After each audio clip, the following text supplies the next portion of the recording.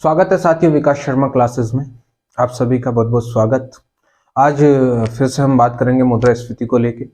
मुद्रास्फीति के हमने पिछले दो लेक्चर मैंने डाल दिए हैं, तो उनको देख लीजिए ताकि आपको आराम से समझ में आए। ये लेक्चर भी काफी फायदेमंद होने वाला आपके लिए। तो मुद्रास्फीति क्या होती है इसके बारे में जानना है तो आप लेक्चर नंबर 1 देखिए। मुद्रास्फीति के प्रकार पढ़ना है तो लेक्चर नंबर 2 देखिए, उसमें सारे प्रकार बता दिए थे। कुछ बचे हुए प्रकार है वो मैं यहाँ पर बताऊंगा। जैसे बोलते हैं इन्फ्लेशन। क्या बोलते हैं? इन्फ्लेशन।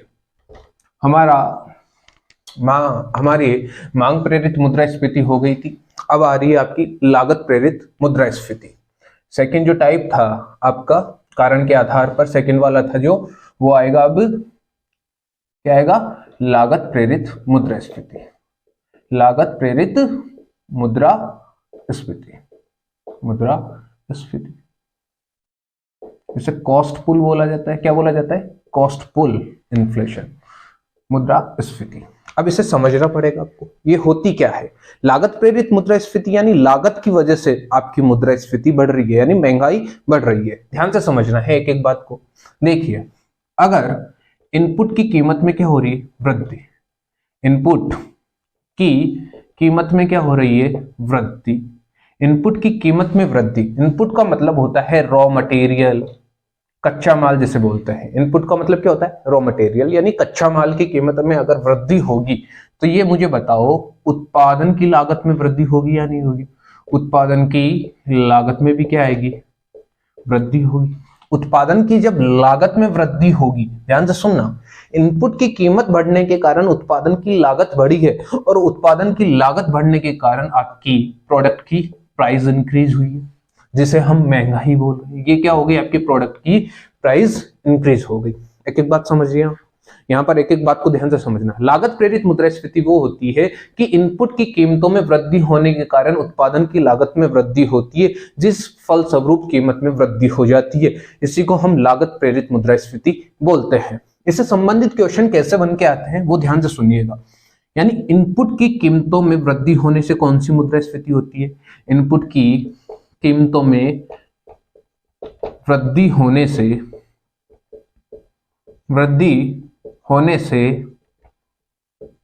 कौन सी मुद्रास्फीति होती है? कौन सी मुद्रास्फीति होती है? ये क्वेश्चन बन जाता है आपका। होती है, ये आपको आना चाहिए। कौन सी मुद्रास्फीति होती है? इनपुट की कीमतों में वृद्धि होने से कौन सी मुद्रास्फीति होगी? लागत प्रेरित मुद्रास्फीति होगी। दूसरी बात, दूसरा बिंदु, घटकों के मूल्य में वृद्धि होने के कारण, घटकों के मूल्य में वृद्धि होने से कौन सी मुद्रास्फीति होती है? ध्यान से समझना, घटकों के मूल्य में वृद्धि होने से कौन सी मुद्रास्फीति होगी? वो भी लागत प्रेरित मुद्रास्फीति होती है। एक एक बात को ध्यान से सुनना, ये एक ही नाम है सबके। कारक मूल्यों में वृद्धि होने के कारण, कारक मूल्यों में वृद्धि होने के कारण कौन सी मुद्रास्फीति होती है? यानी कौन सी होती है? लागत प्रेरित मुद्रास्फीति होती है। ये क्वेश्चन की लैंग्वेज होगी कि इनपुट की कीमतों में वृद्धि होने के कारण कौन सी मुद्रास्फीति की जन्म लेती है? लागत प्रेरित मुद्रास्फीति। घटकों के मूल्य में वृद्धि होने के कारण कौन सी मुद्रास्फीति जन्म लेती है? वो कौन सी लेती है? आपकी लागत प्रेरित। कारक मूल्य में वृद्धि होने के कारण कौन सी मुद्रास्फीति आती है? आपकी लागत प्रेरित मुद्रास्फीति। अब देखिए, प्रशासकीय कीमतों में वृद्धि से कौन सी मुद्रास्फीति होती है? कौन सी मुद्रास्फीति होती है? कौन सी मुद्रास्फीति होती है? प्रशासकीय कीमतों में वृद्धि होने से कौन सी मुद्रास्फीति होगी? ये भी आपकी लागत प्रेरित मुद्रास्फीति होती है। बात समझ में आ गई? ये क्वेश्चन की लैंग्वेज होती है। इन चारों बातों को नोट कर लो ताकि आपको जब भी क्वेश्चन मिले इनसे संबंधित तो आप आसानी से कर पाओ। अब आगे बताते हैं इसके कारण। कारण क्या क्या है एक बार नोट कर लो, फिर मैं आगे बढ़ूं कारणों में। देखिए अब आगे, अब इस मुद्रास्फीति के कारण क्या क्या है वो ध्यान से सुनना। एक एक कारण को हम समझेंगे। हालांकि एक कारण तो मैंने बता दिया, प्रशासकीय कीमतों में या इनपुट की कीमतों में वृद्धि होने के कारण। कारण क्या है इस मुद्रास्फीति का? ध्यान से सुनिएगा। इनपुट की कीमतों में वृद्धि के कारण, इनपुट के कीमतों में वृद्धि, इनपुट की कीमतों में क्या हो रही है? वृद्धि, पहला कारण। दूसरा, प्रशासकीय कीमतों में क्या हो रही है? वृद्धि हो रही है, प्रशासकीय कीमतों में वृद्धि।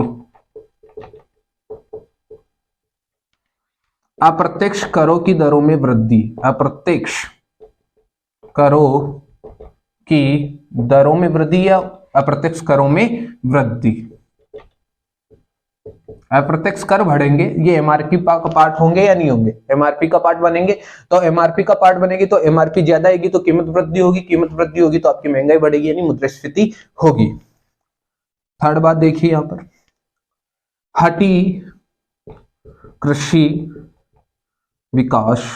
हठी कृषि विकास का मतलब आप पुरातन तकनीकें अपना रहे हो कृषि में, जिस वजह से आप कच्चा माल लगा रहे हो, कॉस्ट ज्यादा आ रही है, और कॉस्ट ज्यादा आएगी तो कच्चा माल की लागत बढ़ेगी, उत्पादन की लागत बढ़ेगी और कीमत में भी क्या आएगी? वृद्धि होगी।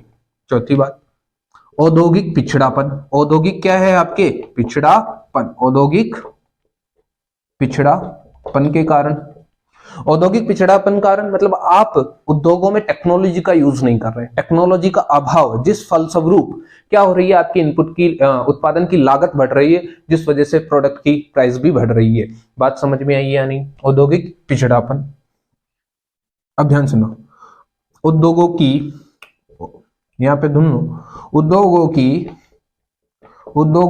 की सब्सिडी को कम करना, सब्सिडी को कम करना, उद्योगों की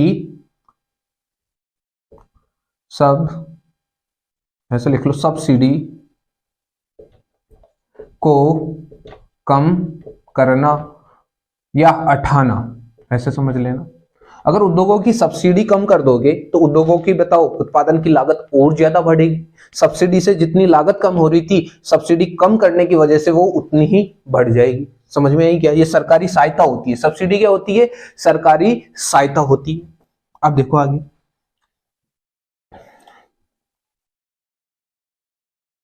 ऊंचे मूल्यों पर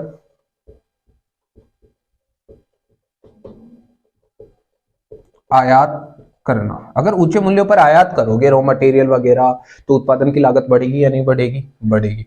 तो आप इन बातों को ध्यान में रखोगे, जिस वजह से आपकी कौन सी मुद्रास्फीति होती है? लागत प्रेरित मुद्रास्फीति होती है। ये कारण के आधार का जो टाइप नंबर 2 है, तो ये ध्यान में रखना है। मैंने कल सारे टाइप्स बताए थे, अभी तक लेक्चर नहीं देखा है तो वो लेक्चर देखिए ताकि आप इनको कर सको। मिटा दे, अब आगे चले। लागत प्रेरित मुद्रास्फीति में कोई डाउट है क्या? मैंने जो जो बातें बोली उनको फिर से रिवाइज करूं? जरूरत नहीं है मेरे हिसाब से। ध्यान से सुनना, घटकों के मूल्य में वृद्धि होना, इनपुट की कीमतों में वृद्धि होना, ठीक है, कारकों के मूल्य में वृद्धि होना, तो ये सब किसके हैं? लागत प्रेरित के एग्जाम्पल है। ओके, अब देखिए आगे। अब हम चलेंगे संरचनात्मक मुद्रास्फीति। कौन सी आएगी अब? संरचनात्मक मुद्रास्फीति। बहुत इजी वे में पढ़ा रहा हूं मैं आपको, फिर भी आपको समझ नहीं आए तो फिर भी मुझे बता देना कमेंट बॉक्स में। देखिए, थर्ड आती है आपकी संरचनात्मक मुद्रास्फीति। संरचनात्मक बोल दो, इसे ही हम ढांचागत भी बोलते हैं। क्या बोलते हैं? इसे ही ढांचागत मुद्रास्फीति। संरचनात्मक बोल दो या ढांचागत बोल दो, एक ही बात होती है। अब ध्यान से सुनना मेरी बात को, ये संरचनात्मक मुद्रास्फीति होती क्या है? संरचनात्मक मुद्रास्फीति का मतलब होता है आपके पास संसाधनों की कमी है, ठीक है, आपके पास पर्याप्त क्षमता से आप काम नहीं कर पा रहे। क्यों नहीं कर पा रहे? क्योंकि आपके पास संस्थान ढांचे की कमी है, यानी संरचनात्मक ढांचे का अभाव है, जिस वजह से आप काम नहीं कर पा रहे। आप अपनी डिमांड जो हाई है उसकी पूर्ति बिल्कुल बराबर नहीं कर पा रहे। वो किस वजह से नहीं कर पा रहे? क्योंकि संसाधनों का आपके पास क्या है? अभाव है। इस वजह से इसे बोला गया है संरचनात्मक मुद्रास्फीति। बात समझ में आई या नहीं आई? इस मुद्रास्फीति में दरअसल होता क्या है, ये ध्यान से समझने की बात है। इसमें क्या होगा ये देखिए, क्योंकि आधारभूत ढांचे का क्या है? आपके पास अभाव है। पहली बात, इसमें क्या है? आपकी आधारभूत ढांचे का अभाव। आधारभूत ढांचे का अभाव है आपके पास। दूसरी बात, पर्याप्त क्षमता का उपयोग नहीं हो पा रहा। पर्याप्त क्षमता का उपयोग नहीं हो पा रहा है। ध्यान से सुनिएगा, आधारभूत ढांचे के अभाव के कारण पर्याप्त क्षमता का उपयोग नहीं हो पा रहा आपका। ध्यान से सुनिएगा, आपकी डिमांड तो क्या है, ज्यादा। आपकी डिमांड ज्यादा है और सप्लाई क्या है, कम। अगर डिमांड ज्यादा है और सप्लाई क्या है आपकी, कम, डिमांड ज्यादा सप्लाई कम, तो इस वजह से आपकी प्राइस बताओ इंक्रीज होगा या नहीं होगा? प्राइस इंक्रीज होगा, क्योंकि आप प्रोडक्शन कर ही नहीं पा रहे। प्रोडक्शन क्यों नहीं कर पा रहे? क्योंकि आपकी पर्याप्त क्षमता का उपयोग नहीं हो रहा, आधारभूत ढांचे के अभाव के कारण। बात समझ में आ गई? तो इस वजह से कौन सी मुद्रास्फीति होती है? संरचनात्मक मुद्रास्फीति। आ गई? संसाधनों का अभाव है, इस वजह से कौन सी मुद्रास्फीति होती है? संरचनात्मक मुद्रास्फीति। इसके बाद हमारी चलेगी आपातकालीन मुद्रास्फीति, वो भी देख लीजिएगा। 4 टाइप है आपका कारण के आधार पर। देखिए, आपातकालीन मुद्रास्फीति, आपातकालीन मुद्रास्फीति, इसे युद्ध जनित भी बोलते हैं। इसे क्या बोलते हैं? युद्ध जनित मुद्रास्फीति भी बोलते हैं, युद्ध जनित मुद्रास्फीति भी बोलते हैं। ये बात भी ध्यान में रखना है आपको। देखिए, अगर कोई अकाल पड़ जाए, भूकंप आ जाए, महामारी आ जाए, ठीक है, सुनामी आ जाए, कोई भी प्राकृतिक आपदा आ रही है, क्या आ रही है? प्राकृतिक आपदा, ठीक है, तो इन वजहों से आपकी पूर्ति गिर जाती है। आपकी पूर्ति क्या गिरती है? गिर जाती है। लेकिन डिमांड आपकी क्या रहती है? हाई रहती है। डिमांड आपकी बढ़ी हुई रहती है और इस बढ़ी हुई डिमांड को ये पूर्ति पूर्ण नहीं कर पाती। इस बढ़ी हुई डिमांड को ये पूर्ति पूर्ण नहीं कर पाती, इस वजह से प्राइस क्या हो जाते हैं आपके? राइज हो जाते हैं। ध्यान से सुनिएगा मेरी बात, प्राइस क्या होते हैं? रेज हो जाते हैं। इसी वजह से इसे बोलते हैं आपातकालीन मुद्रास्फीति। भाई, युद्ध से पहले की स्थिति क्या थी, या आपातकाल पड़ने से पहले स्थिति क्या थी आपकी? भाई, युद्ध होना, यहाँ पे लिख लेना भाई, युद्ध होना, ठीक है, किसी देश के साथ आपका युद्ध हो रहा है। अब ये इससे पहले आपकी स्थिति थी भाई, डिमांड बराबर आपकी सप्लाई थी, डिमांड बराबर सप्लाई थी। जैसे युद्ध हुआ, आपकी सप्लाई नीचे आ गई और डिमांड आपकी हाई रहेगी, रहेगी या नहीं रहेगी? सप्लाई नीचे आने की वजह से आपकी प्राइस क्या हो गई थी? इंक्रीज हो गई थी। आगे की बात समझ में? इसे बोलते हैं आपातकालीन मुद्रास्फीति। समझ में आया नहीं आया? आगे ये बात है। तो ये मुद्रास्फीति के जितने भी प्रकार थे, इनसे संबंधित अगर कोई भी क्वेश्चन आता है तो आप आराम से कर सकते हो। अब देखिए, अब आगे चलते हैं हम।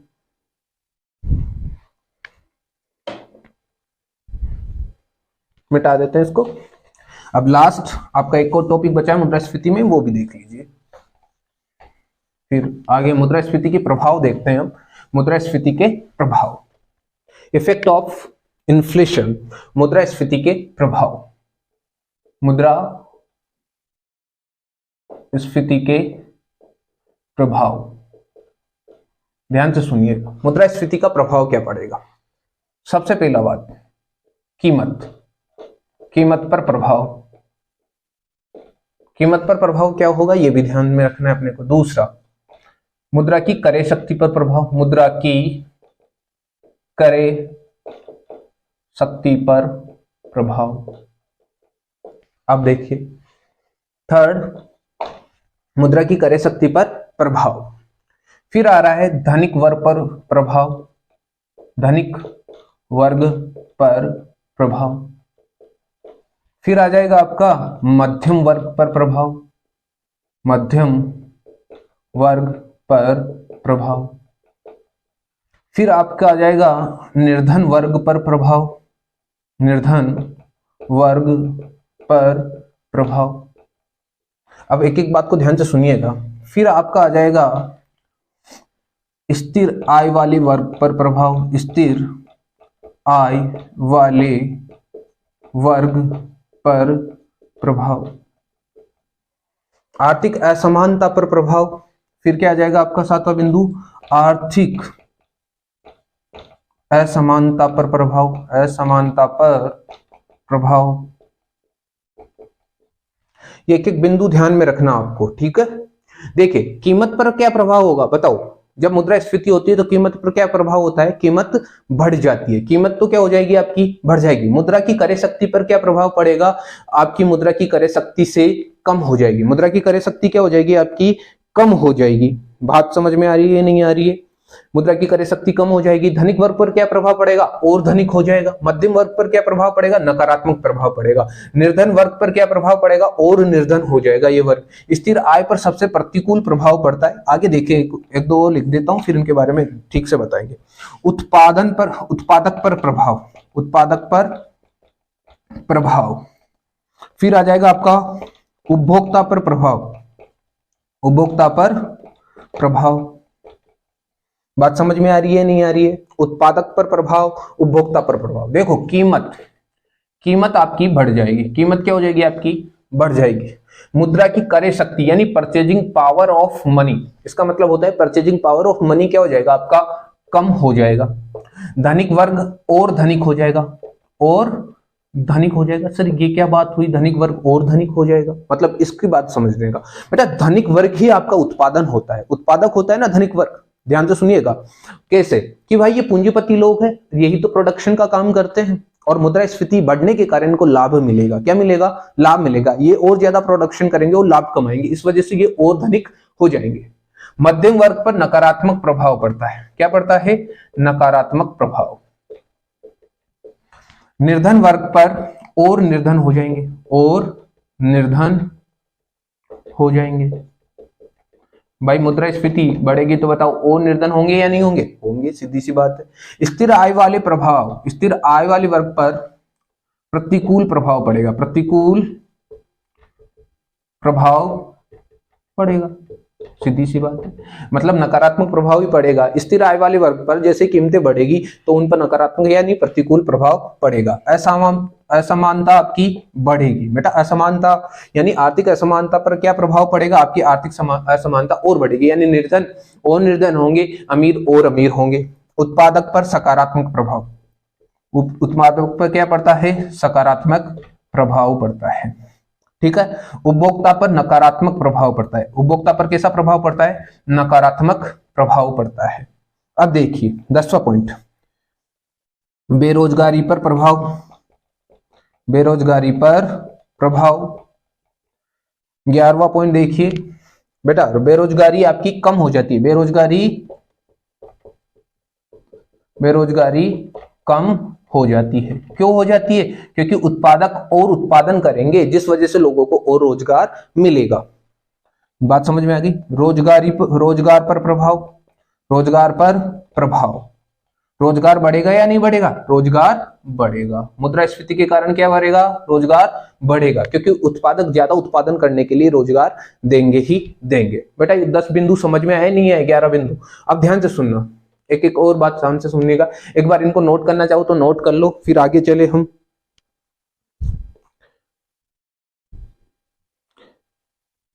अब देखिए आगे, सार्वजनिक व्यय पे प्रभाव, सार्वजनिक व्यय पर प्रभाव। सार्वजनिक व्यय पर प्रभाव क्या होगा, ये और बढ़ेगा। सरकार सार्वजनिक व्यय को और बढ़ाएगी। भाई मुद्रास्फीति हो रही है तो सार्वजनिक व्यय को क्या करेगी, सरकार बढ़ाएगी। आगे बात समझ में। ऋण या देनदार पर प्रभाव, ऋण या देनदार पर प्रभाव। ऋणी बोल दो या देनदार, ऋणी या देनदार पर प्रभाव। इनको क्या होगा, लाभ होगा। ऋणी या देनदार को तो क्या होता है, लाभ होता है। ऋणी या देनदार को क्या होता है, लाभ होता है। और ऋणदाता और लेनदार पर क्या प्रभाव पड़ता है, ध्यान से सुनिएगा। ऋणदाता और लेनदार पर प्रभाव, एक ही बात है, लेनदार पर प्रभाव।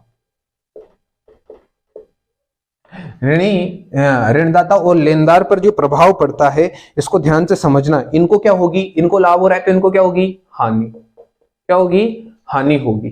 14 पॉइंट देखो, ध्यान से समझना एक एक बिंदु को। नगद मजदूरी पर प्रभाव क्या होगा, नगद मजदूरी पर प्रभाव। नगद मजदूरी पे प्रभाव यानी ये बढ़ जाएगी। क्या हो जाएगी? नगद मजदूरी बढ़ जाती है आपकी। नगद मजदूरी क्या हो जाती है आपकी? बढ़ जाती है। फिर देखो 15वां, आयातों पर प्रभाव। आयातों पर प्रभाव, आयात भी आपके बढ़ जाते हैं। आयात भी क्या हो जाते हैं? बढ़ जाते हैं। मुद्रास्फीति बढ़ रही है, कीमतों में वृद्धि आ रही है लागत में वृद्धि के कारण, यानी आपकी इनपुट बढ़ाना पड़ेगा आपको, ताकि आपकी पूर्ति को बढ़ाने के लिए आप आयात करोगे। इस वजह से आयात आपके बढ़ जाएंगे ताकि कीमत कैसे भी कम हो।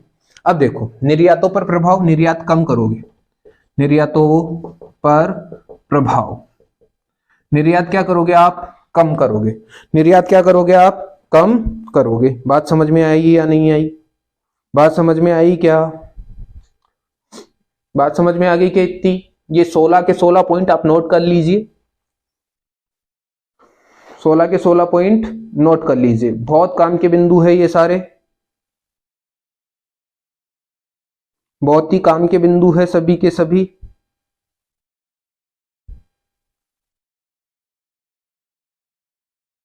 तो आज हम इतना ही पढ़ेंगे। मुद्रास्फीति के प्रभाव मैंने बता दिया। कोई बिंदु आपको समझ में नहीं आए तो देखो, ऋणी या देनदार। ऋणी और देनदार कौन होंगे? जिनसे आप पैसा मांगते हो, समझ लो। जिनसे आप पैसा मांगोगे तो उनको लाभ होगा या नहीं होगा? होगा, सीधी सी बात है। उनको देनदार बोलते हैं। ऋणदाता या लेनदार नहीं, देनदार वो होता है जिनको आपने उधारी दी हुई है, जिनको आपने उधारी दी है तो उनको तो लाभ होगा। लेनदार वो होते हैं जिनसे आपने उधार ले रखा है तो आपको क्या होगी? उनको क्या होगी? हानि होगी। नगद मजदूरी पर ये हो गया। आयातों पर प्रभाव, निर्यातों पर प्रभाव, निर्यात आप कम करोगे और आयातों को बढ़ाओगे। आयातों को क्या करोगे? बढ़ाओगे। तो बताओ कोई दिक्कत इसमें?